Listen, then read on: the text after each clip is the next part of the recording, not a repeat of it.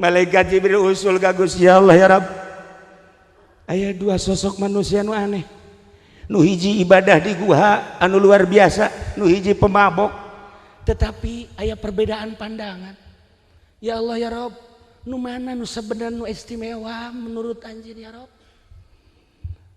Lamun dicaritakeun mah panjang ceuk Pangeran Jibril, bejakeun kanu di guha nyana meureun ibadah teh hayang kapanggih jeung kaula, kaula rek manggihan nyana setelah ngasupkeun gajah ka jero liang jarum 1000.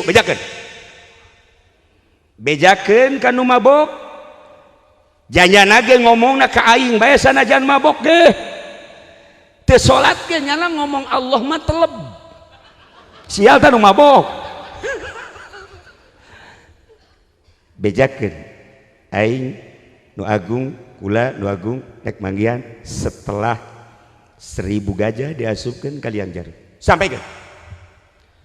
Malaikat Jibril langsung datang deui ka guha.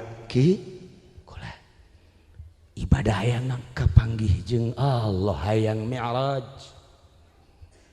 Allah bakal manggihan ka anjeun. Alhamdulillah. Tetapi dengan catatan ke Allah rek ngasupkeun heula gajah 1000 ka liang jarum.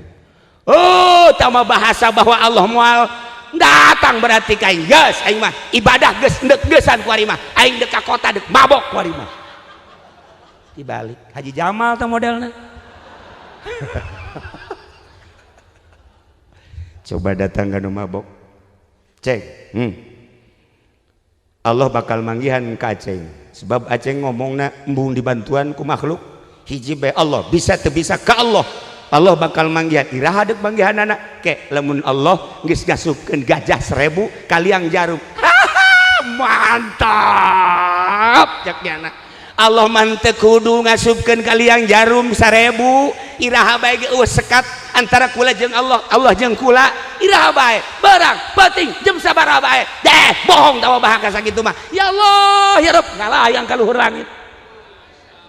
Mantak nu mabok sing hade ye asal ulah mabok korupsi bae bajingan tah maksudna.